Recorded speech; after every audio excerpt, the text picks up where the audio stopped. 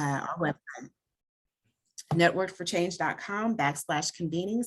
I've now handed the co-hosting reins to Tiffany from NetWorked Kansas, so she'll continue to let folks in so I can focus on being a wonderful hostess to us all. It's been a little bit since we've been in our virtual space together, but I bring you again words of welcome. I'm going to go ahead and get ready to show our presentation slide that will anchor our conversation today. Luke, we get a preview of your slide as we get ready to go here. So NetWorked is made possible by our wonderful partners. Of course, NetWorked Kansas, the organizer of NetWorked, E2 Entrepreneurial Ecosystems, Blue Cross and Blue Shield of Kansas, and Kansas Health Foundation. Our mission, so that we are all clear, we are all about connecting unconnected networks and closing gaps between people, information, and assets to develop pathways that do what? Boldly solve community challenges. Again, for those of you all who do not know me, my name is Christina Long. I am the Strategic Director of NetWorked. And it's a pleasure to have you all here. I do want to just take a moment and uplift our planning team. You all, NetWorked has been alive for more than a year now. We launched in March of 2021, and it is the result of a lot of planning and a lot of collaborations from this team leading the charge, but many of you all as well, to help us bring dynamic and impactful information to the forefront across our individual networks. I just want to take a moment to reflect on where we've been. For those of you, some of you are very new, you're joining us from our in-person convening that happened, but we'll get to that in just a second. So we kicked off last March with a wonderful convening about what actually is NetWorked. We went on to look at leadership in April. May, we covered health initiatives. We've discussed food access over 3 really in-depth courses looking at how do we solve for the food deserts that too many of our communities in the state of Kansas are dealing with or challenged with. We swung around to small business and looked at some virtual resources for small business and entrepreneurship support. In January, we picked up with innovation. In February, we talked about diversity, equity, and inclusion. And again, all of our convenings are available online at our www.networkedforchange.com/convenings. But then each convening also is accompanied by a resource one-pager. As we know, it's great to be inspired by wonderful information, but if we cannot process or have access to the information, then it just becomes a missed opportunity. We want to make sure people's information is captured so that we can, again, make progress in between our meetings. So many of you don't see March on this slide because last month we had the pleasure of having our very first in-person convening here in Wichita, Kansas. And I have the great honor of debuting our quick recap video for you all to enjoy.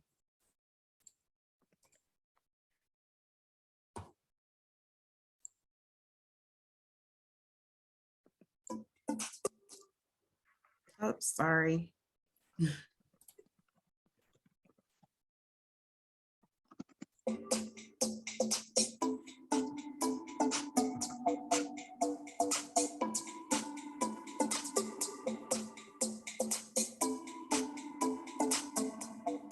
We have an incredible lineup of presenters, but honestly, that's just one part of the experience. You know, when we think about the changes that we are trying to make in our communities, some would say that we're full of it. The visions are so big, how can we possibly get them done? But you know what? Because each of you are game changers. When I talk about the resources in this room, it's nice to throw a program, but what matters most in this work is changing systems. And many of you have answers to resources that some communities are struggling to even get their mind around. The answers are in this room, so take advantage of it. So our convening was held at the Hyatt. We had more than 150 people on site. We started with a mixer at Jenny Don Cellars, and we came together around some really impactful topics, of which now those resources are also available on the website. And as well, for those of you who were not able to make the conference in person or who just want to relive the information that was shared, then on NetWork's website, under the conference tab, you can see actual presentations, as well as the presentation decks, and again, those one-page resources that were highlighted. So even though you weren't there, you're able to carry the experience forward. So I want to thank each of you for allowing us to recap very quickly. Welcome to those who have joined. If you were at the conference, just take a moment with your emoji and just do a thumbs up or a heart, just so we can share real quickly with one another who were able to be at the conference. That's amazing. Well, we thank you all very much. And again, we build these encounters and engagements based on you all's input and feedback. And so with that being said, we're going to go back into our presentation and get ready for today's topic. In order to maximize our virtual convenings, we want you all to make sure to keep it interactive. We want you all to think about, as you're listening to the information that's coming, what is new learning for your organization that you're hearing?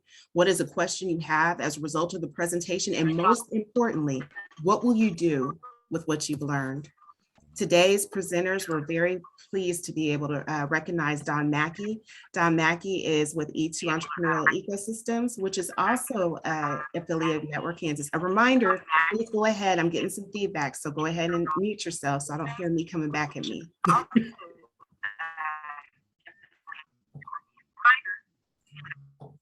Still hear me?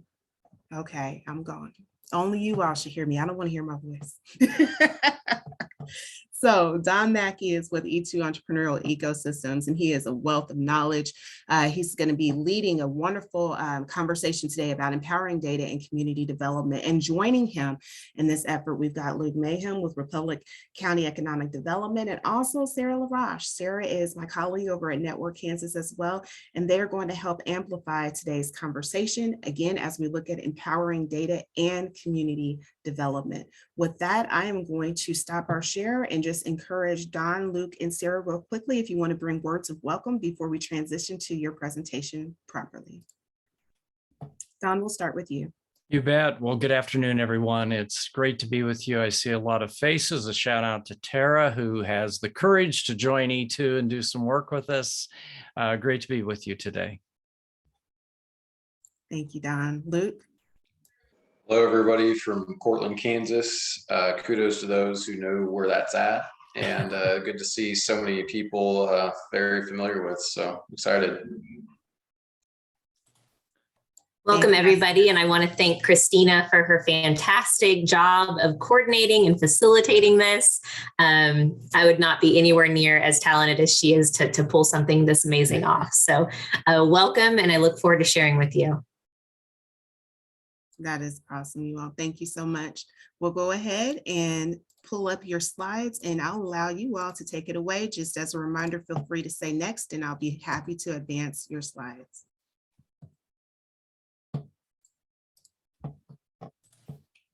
Okay, guys, so I will just kick it off with a little bit of background and history about how we came to where we're at today.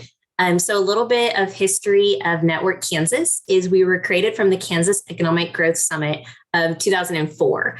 And so we launched Kansas Center for Entrepreneurship, DBA NetWorked Kansas, in May of 2005. We firmly believe in working with others and collaborating and using all the resources that we have available to us.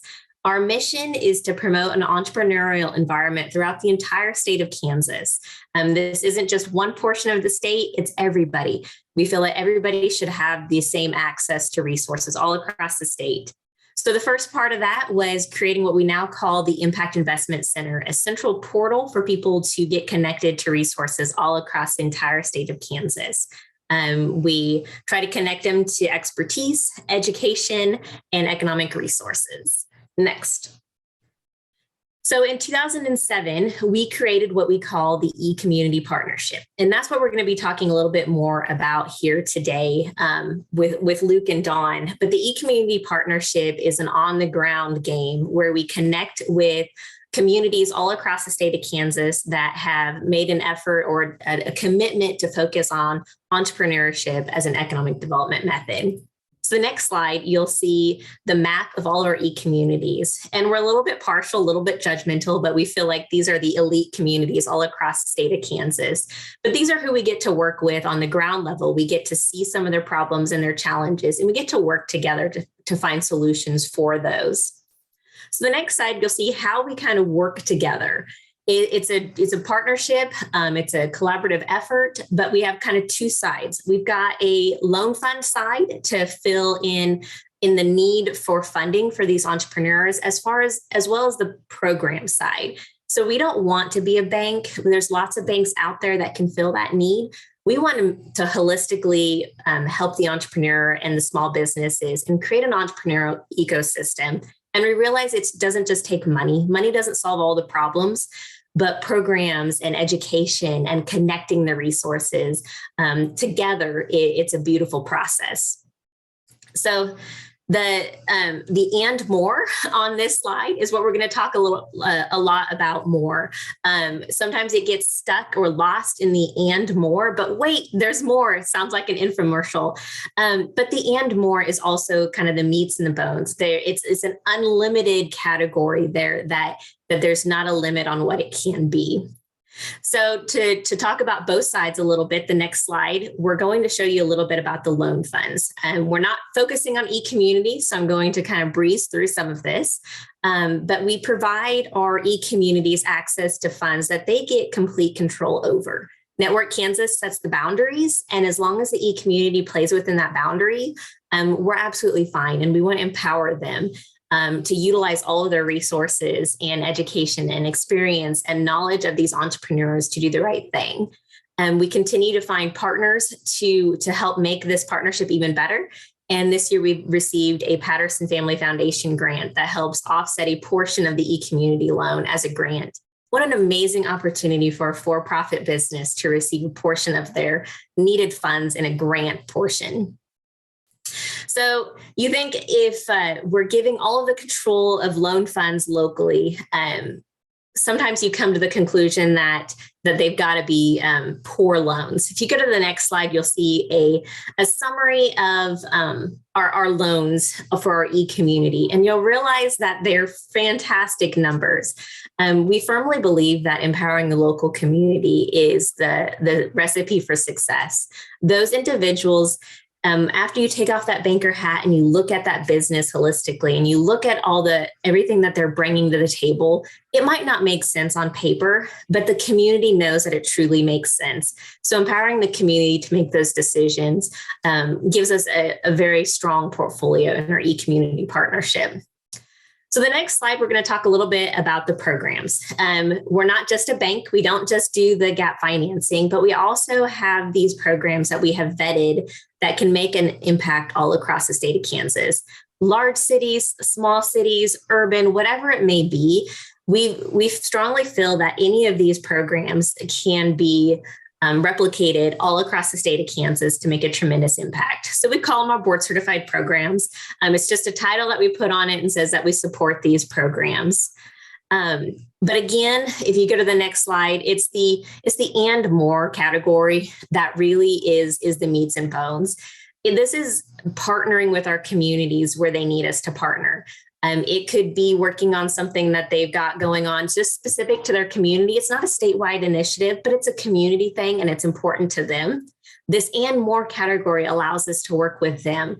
It allows us to dive deep into their demographics and their community information. It allows us to pull information that we're going to talk about here with Dawn. The development opportunity profile allows us to guide the direction based off of data and information. It allows us to not just be reactive based off of what's happening or what we feel, or maybe what a board member is encouraging economic development to focus on, but it allows us to really look at the community and drive in the direction that makes the most impact. So my last slide is just kind of a handoff slide to Dawn. It's where NetWorked Kansas and e-communities and the E2 entrepreneurial ecosystem combines together. We utilize Dawn's resources and we offer it to our e-communities as a part of the partnership to make sure that we're driving the direction and going in the right direction, that we're really truly making an impact, and it's backed up by data and information. So Dawn, can you talk to us a little bit more about that data and that information and the development opportunity profile? You bet, Sarah. Thank you so very much. I want to touch on three things, and my theme today is empowering data and community economic development. I want to share with you, I think, a wonderful framework for how we can use data to help communities make smarter decisions. talk a little bit about why this is so important and how it can be an accelerator for success.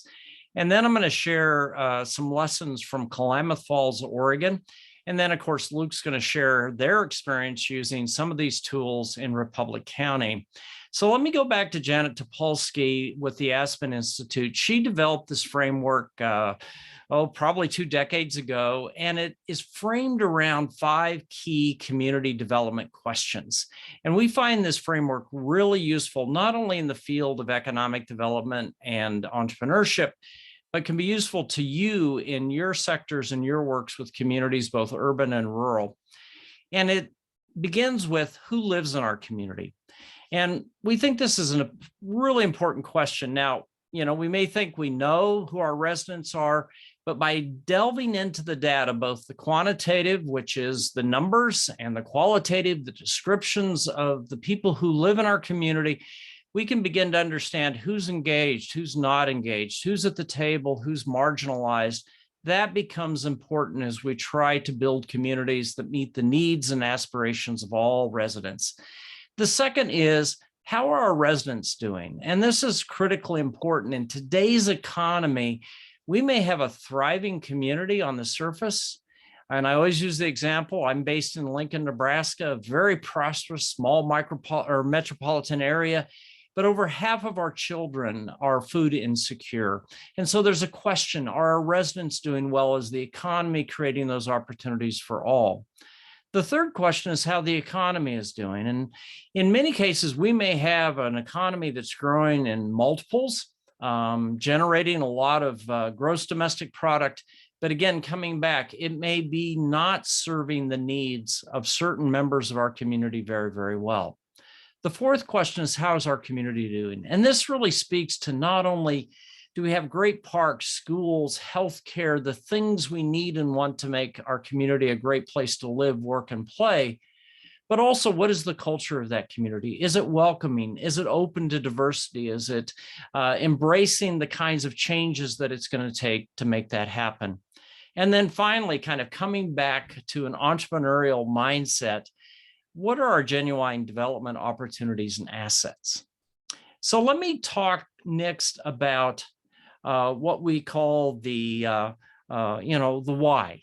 Why is this so important? Now, I'm an economist, so I believe in data-driven decision-making. I think that can empower us to make better decisions. But what we've learned in using this in the context of community economic development is that when we begin to take those data points, do some research around them in collaboration with the community or the stakeholders around the table, and begin to distill that into analysis where we're beginning to gain knowledge about those 5 questions in our community. That really positions us for making much more strategic and smarter decisions that move to action. Now, one of the things that's important to remember in the United States is that we're unique in the sense that community economic development is a local responsibility. Now, the state, the federal government, regional foundations may be great partners, but in the US, unlike Canada, the European Union, even Japan, the primary responsibility rests with local leaders and residents to decide what kind of future they want to have and what kind of development is going to take them in a better direction. And so this really becomes a way to optimize progress by making those smart strategic decisions.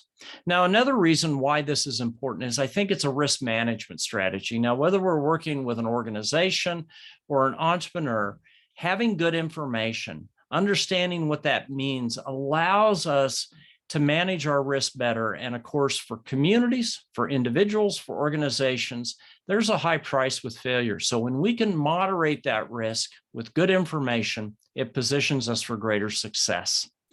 And then finally, by using data, we begin to realize that there's a whole set of resource partners out there who have expertise in different parts of our economy, whether that's the good folks with your economy that can tell you a whole lot about entrepreneurs, or organizations that are tracking health indicators.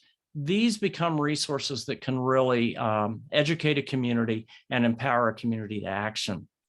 Now, I want to talk about the tools. And so, Sarah, Hang with me. I'm going to get there.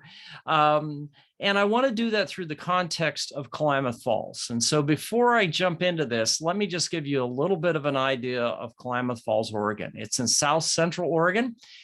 Klamath Falls is the lead city in this very rural region that kind of captures that part of Oregon, but also a big chunk of Northern California. It's forest, timber, and mountain country. Klamath County is home to Crater Lake National Park, that iconic national park within our public land system. And it's also a community that over the last 5 decades has undergone profound change. As the timber industry declined, as agriculture struggled because of water shortages, this community began to lose ground. There was rising structural poverty, there was marginalization, political divide, and then came along this group called Klamath Idea. I encourage you to just go check it out. It's a .org. Some great stories there. A group of citizens came together and said, we need to build a better economy that serves more of the residents of this community. And they initially used Janet's 5 questions around who lives in our community, how are they doing, how's our economy doing? And that really helped this group of leaders in conversations with organizations throughout the community to understand better their community, to really kind of understand that while there is significant numbers of low-income individuals in the community, they were mostly all working. It wasn't high unemployment. It was people struggling to make a go because of insufficient wages related to these structural change in timber and in agriculture. We then did a development opportunity profile. And one way to think about this is this tool, and I know we're going to share some examples with you, is a way to understand what are your development opportunities at kind of a macro level. And we use the term likely entrepreneurial development opportunities. And so for Klamath, first of all, the good news was there were more opportunities than they felt they had the bandwidth to address, but 2 of them really struck home that they began to focus on. The first was their recreational tourism assets. Again, not only the national park, but a whole set of amenities that draws people into that part of Oregon. And this emergent set of public and private and governmental resources attending to the needs of those visitors. And the second was Klamath Falls was becoming one of those next best places where people out of Seattle and Portland and the Bay Area were moving into Klamath Falls, just as they had done with Medford and Bend, Oregon, 2 decades ago. And they were seeing new residents who were bringing their job in the distributed economy, were starting businesses, were investing in businesses, energizing the entrepreneurial talent of that community. Now, once they kind of focused on those 2 areas, they began to use additional data as we drilled down to better understand what is the value chain with the tourism sector. How can we better meet the needs of not only the current visitors, but a whole generation of new visitors that are starting to come to that area? So the drill down analysis, like the market opportunity profile, which looks at how to better capture spending, are tools that can help the community really begin to build that kind of strategy that's going to get significant impact down the road.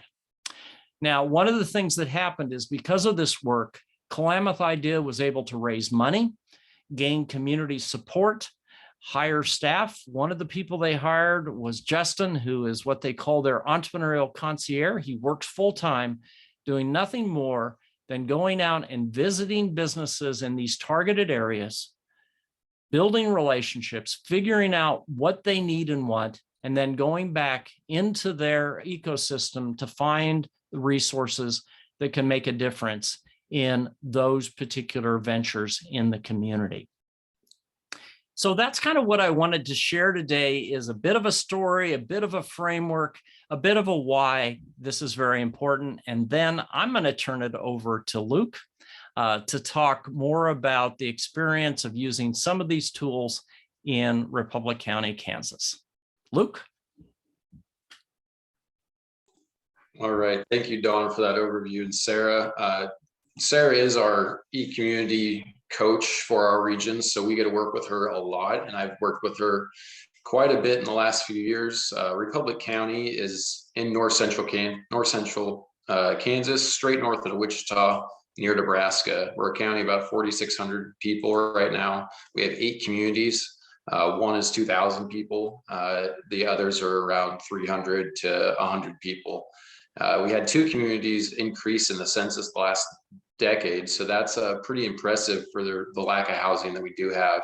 But it goes to the testament that we have a lot of younger people coming back. I was one of those people who came back to my hometown in Cortland, Kansas, population 294 right now.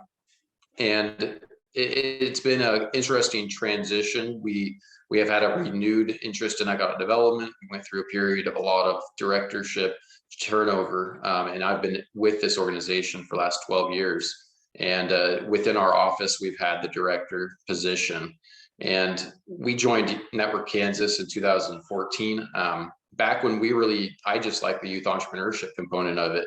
And the added gravy to that was the revolving loan funds that we really utilized a lot, almost $500,000 with 13 projects in that span. Maybe 1.5 loans a year, not a ton, but still a big impact when you think about jobs retained or transitions of businesses and succession models where we've retained a lumber yard or some other businesses in our county. This program's really helped us get to a point of building an ecosystem, but we were still kind of reactive to a lot of different things in our county.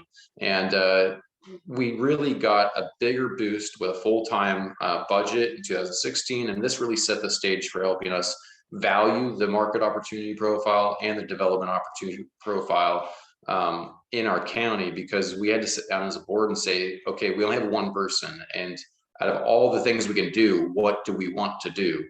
So I'm going to share my screen just for a second and give you guys an overview of how we share this information from Dawn with our public. So we have this whole big, massive report. Thank you, Dawn, for all the work you have. And it's hard to get that out to our residents and our people and our media in a press release and a radio spot and a thing like this. So we really are marketing heavy with our organization. We give people an overview of what is the opportunity and rule here to get them interested in what we're talking about. And this was in 2018. We hosted a public presentation with probably over 40, 50 people, invited Don, and he spoke via Zoom. We projected at the movie theater and had Sarah come and speak as well. We had a cross section of a lot of entrepreneurs, public leaders, city people. We embedded the report here on our website. So as soon as we had this, we put it out in public. We wanted as many people to not have any barriers to get a hold of this information as possible. And kind of broke out pieces and highlights we thought were very important to our community. And some of those things were population changes as opportunities in our county. Other things were things in the region that we saw. We are a very transitional community towards a regional workforce. We used to employ a lot of people in our county, and that's changing to a lot of people in our county move it or drive in for jobs and drive out for jobs within 45 miles. So we can see that as a benefit, but also a detriment. So some of those recommendations in population, we really kind of focus back to, we need to focus on younger people's needs as well as older people, as well as retirees coming in. How do we keep people? How do we diversify from agriculture, which is definitely our heaviest industry? So I'll share these links in our chat as well, so you guys can have a view of what we've done with the market opportunity profile, as well as the development opportunity profile, where Sarah came for another similar presentation, as well as with our pieces here, and a local article about it that I think really gave more people an idea of what we are working at and what information is actually accessible in this. And the most important thing I've seen is if I could figure out how to not share my screen anymore, it has been every time we use data, we come up with brand new views and ways to use it in the future that we didn't think were needed in the past. So this information has always found multiple uses beyond the initial presentation afterwards. And I'll pass it back to Christina. Do I need to do anything? No, you did just There we fine. go. Thank you. So again, based on what we've heard from Sarah, giving a framing to how Network Kansas is involved in helping communities get access to data. As we look at Don, whose organization actually sorts through various public and private research and databases for your community and puts it together in a very large summary report that looks at different aspects of community development and economic development. Again, focused on quality of life, quality of place, that encompasses all of us. And then Luke, who actually helped to talk about, okay, so you get this big summary of information, but what do you actually do with it? How does it drive decisions in your community? That is what we are talking about today. By a show of virtual hands or even waving your hands here, how many of you all have participated in economic development overviews or a state of insert your city, a state of insert your county in the past 4 or 5 years? You've gone, you've listened to the reporting, you've heard the data about what's happening in your community. Now, what happened in the community after those data presentations? Much. If your community rocked that data and used it, put a star or show us a virtual response. And just like I assumed, perhaps not much. Data is great. The actionable data is the goal. We're going to open it up to Q&A. And for those who even want to see or drill down a little bit more deeply into what type of information are in these profiles, we can definitely put a few on the screen. Don's website has actual samples, and Wichita has gone through an opportunity and market profile as well. Luke's is available to view. But the questions that I want to make sure that we cover is, again, when we are looking, whether we go through a development opportunity or not, let's bring it more globally, because we know those development opportunities are tools, but more globally, how do we get the data that's needed to help our organizations have the foundation from which to build action, from which to generate interest? Don, how do we make data live and work for us? We'll start Q&A this way. Well, I think Luke gave a great example. It wasn't just something interesting to do, but the event at the theater, the use of media to get this information out, and the fact that it actually helped the community identify opportunities to focus on. I mean, one of the pieces of the data that Luke shared is it was showing that there was increasing numbers of 30 to 34-year-olds. That age cohort is really important because in that age, that's where we have families. So we've got kids in school, we've got workers, we've got entrepreneurs. And I think, Luke, not to put words in your mouth, but it reinforced the idea that focusing on how do we become a welcoming community for that age cohort is critically important to this community. And so I think that's the major thing, is having a game plan. And so we do have a guide on how you can use data, actually create conversations that lead to groups saying, I'll take that initiative, I'll frame a strategy, I'll learn from other communities. This needs to be part of your development process. And if it doesn't lead to decisions and commitments, like in Klamath, it led to funding that led to staffing, more volunteers, and game plan that is now turning around and creating a better economy for more people in that corner of rural America. So that's critical, is the commitment of time and energy to actually put this information to use. That's fantastic. In the chat, we have Eric Peterson from NetWorked Kansas, who's asking Luke or Don, can you give the group a couple of examples of specific recommendations that the DOP showed, again, that development opportunity profile from you showed, if you are okay with sharing? Go ahead, Luke. And that's one of those that it was fun to dive into and say, well, that's surprising. You know, we actually bring in a surplus of florist sales for our community. And knowing that we had just had one that was an e-community or a revolving loan applicant transition to a different business, it was interesting to see that keeping that was actually bringing in more dollars than what the supply actually had in our county. Now, other questions, when you look at the leakages, obviously rural communities have a lot of them, and it gives you a chance to step back maybe and say, okay, you can't do everything. Well, what is an opportunity? And some of those were in the materials, housing, items like that from our local lumber yards that really made us look into those as opportunities. As maybe we have 2 lumber yards already in the county. How do we influence that a little bit more and keep some of that growing? Because housing is a big need for us. Dawn, was there anything else from our county that stuck out when you presented with us? Well, I think one of our takeaways, Luke, was you've got more opportunities than maybe the community thinks it has, and the granular data can be really useful.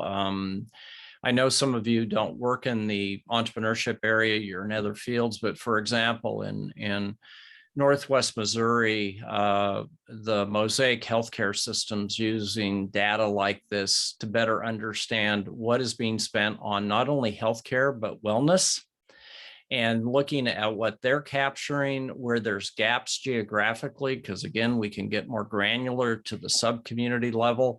And so they're using that to really do strategic planning around not only how they can better meet the healthcare and wellness needs of their residents, but they've also created a fund that will invest in other nonprofits and for-profit businesses that are filling those gaps. And so, Jeff, something I know you care about, they're looking at food deserts, healthcare clinic deserts, and they're using this data to say, how do we really excel in providing healthcare and wellness in this corner of rural America? So I know, Luke, that's not an example from your community, but I think it's important to think about how this data can be used in other sectors, knowing that NetWorked embraces a lot of different groups to inform and motivate and hopefully lead to that action. And just to add to that, it actually did come up in our development opportunity meeting. It didn't come up in the data we had, but it came up when Sarah and I were there, and we used, I mentioned the link in the chat, was we used Paradeck. Well, that came up in a lot in the comments, was we actually have a great healthcare center that brings in a lot of employment as well as a lot of revenue to the county. And so that was brought up by one of our people on our hospital board. And again, everybody, whether you want to admit it or not, is biased to certain fields or industries or ages. And I'm a young person looking at what do other young people need? You know, we didn't even think about retirees wanting to come back to their hometown. And now that the pandemic's happened, that's overwhelmingly happening now. People are coming back because they have an attachment here. So it's very interesting when you get data in the hands of a group. How do you act on it? Absolutely. Thank you both for tackling that. We have a question in the chat, but before I get to Paul's dynamic question, I do want to make sure that we're seeing part of the reason why we are, again, doing NetWorked is when we get in our own silos, then data has a certain conversation and we're exposed to certain, funders and certain data analysis, but knowing that this type of resource can be available to anyone, whether you are in an e-community with NetWorked Kansas or not, every single one of our organizations is powered with some data. We're either trying to figure out how to capture better data in our own organization. We're trying to figure out how to capture data to write grants for our organizations and to state our case. And so think of it that way as well. This is really critical data that's specific to your community, not just general data that can only be pulled from the census, but specific to your community.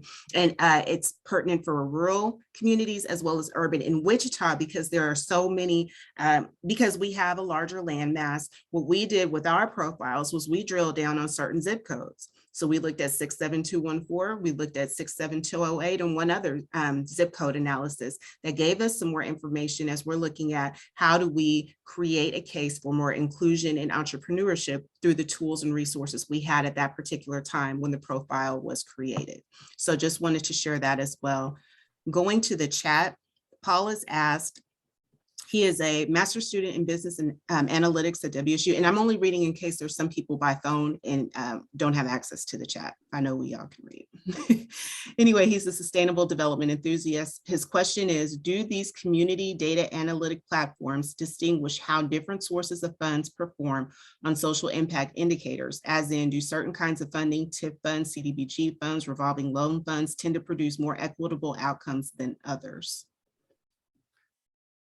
So let me just put a spin on that, and I'd be happy to talk with you, Paul, and your work. I think to get to those kinds of questions, there's something we call a natural experiment. And the most recent Nobel Prize winner in economics did a natural experiment. And what that is you look at similar places, similar communities, similar circumstances, and you look at how they changed over time. And so, for example, we recently did one of these with a group comparing Ontario and Michigan.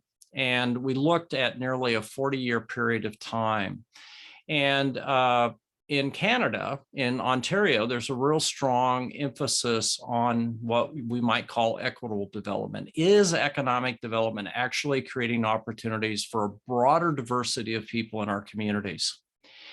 And that unfortunately was not the case in Michigan. And so by looking at that, we could begin to understand that, in fact, there were outcomes occurring in Ontario that were very, very different because of the sources of the funds and how they were being used, saying, here are distressed communities. We're going to focus on distressed communities, create opportunities, even at a neighborhood level, that is resulting in higher incomes, less poverty, better health outcomes.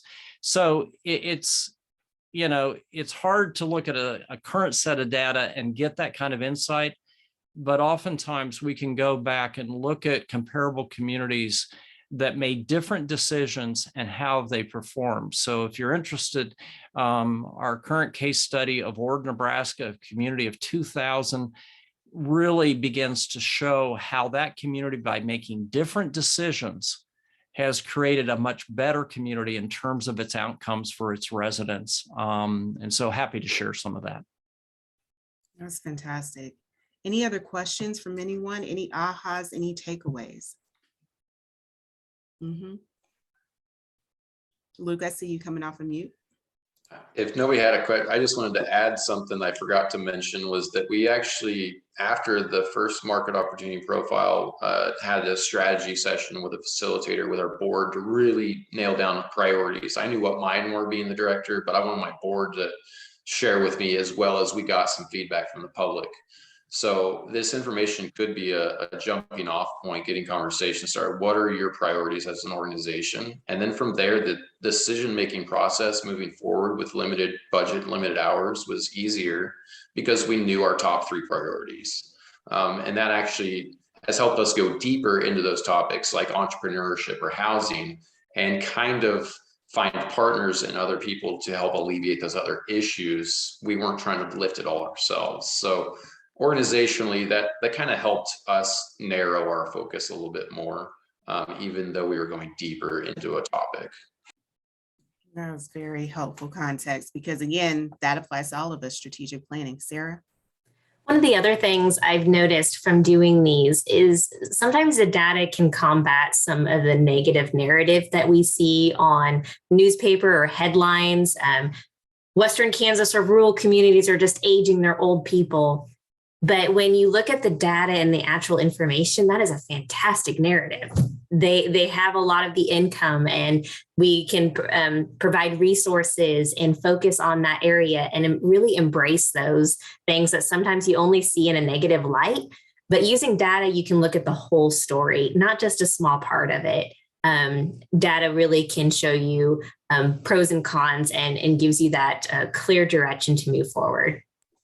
And it is really hard for us to look at it from this viewpoint with that change in younger population. We didn't even know that. So I saw one other community use Dawn's work. I'm like, hey, how do we know those numbers? Because that's really going to show what I already feel is happening. And it kind of validated some of those things, but it also taught us things we didn't even know about our community, and really wanted to understand better about our commuter patterns, or where we're at in the region. How can we help businesses become destinations for a niche thing or something like that?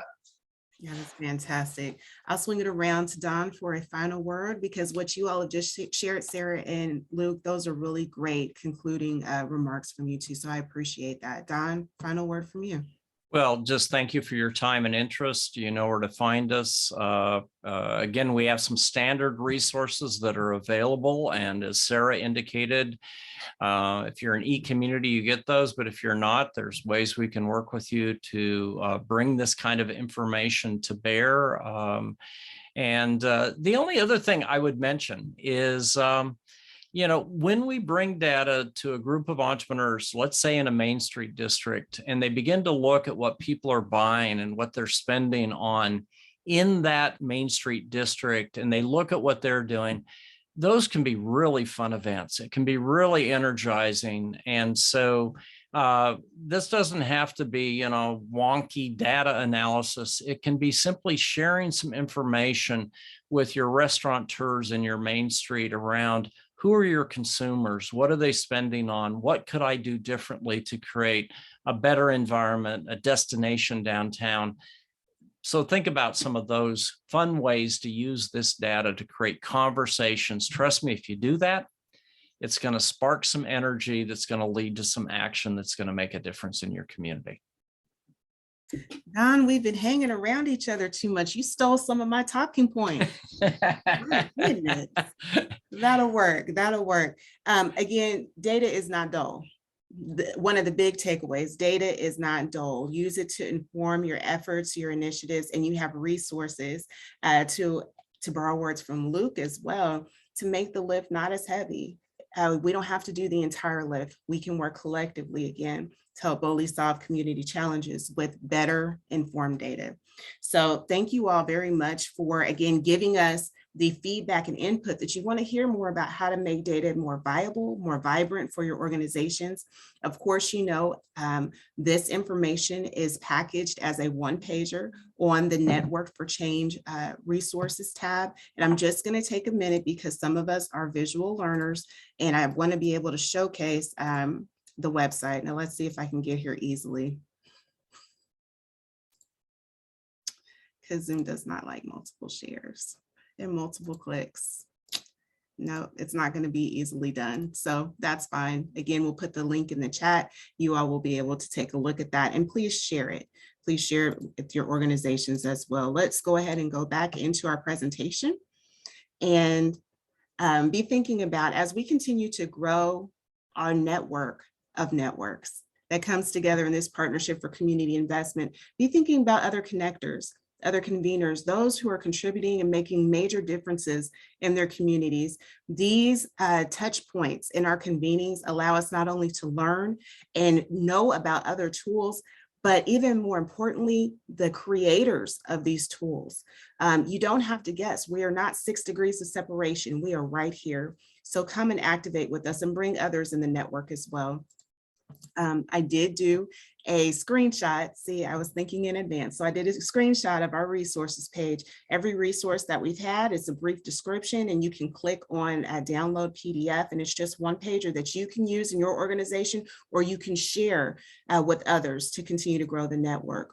We'll be coming back together in May. As always, if you have a topic that you would like to bring to the forefront, or if you have a resource that you want to bring into this collective, please don't hesitate to reach out to me and others with NetWorked so that we can get you plugged in and get the spotlight on you, all in an effort to, again, boldly solve community challenges in our community. Before we go ahead and dismiss, I do have one request for you all. I know earlier not many people wanted to talk, and that's okay. But if you would, please put into the chat a topic or a concern that your organization is trying to solve right now. Let's just take a few seconds. I want the chat lit up with the topics or concerns that your organizations are working on now, or problems that your organizations are trying to solve now. Take a moment and let's do that, please.